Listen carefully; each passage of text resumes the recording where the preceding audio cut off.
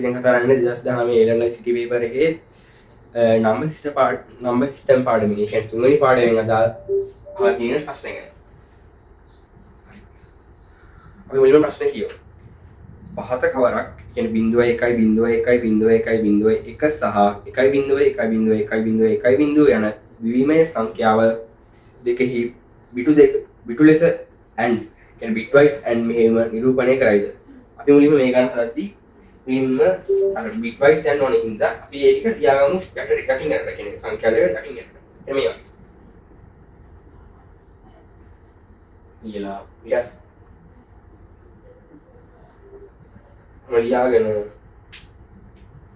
අපි දැන් යන් අපිට ඕන bitwise and කියන්නේ මෙන්න මේ ගැන දෙක කියන්නේ between bit විතරයි. කියන්නේ අර ඔපරේෂන් එක ලක් කරන්නේ ගේට් එකට ඇතුළට දාන්නේ bit එකෙන් bit එක. කියන්නේ දැන් මෙතන කියන්නේ and කියන්නේ දෙකම එක වෙන්න ඕනේ කියලා. සියල්ලම එක වෙන්න ඕනේ. දැන් මේක එකකින් බිඳුවයි. බිඳුවයි. බිඳුවයි. බිඳුවයි. බිඳුවයි. බිඳුවයි. කොහොමද ඒකට උත්තරේ මෙන්න වැඩි.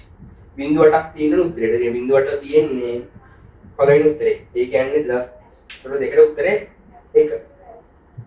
bitwise and තමයි NAND operation එක.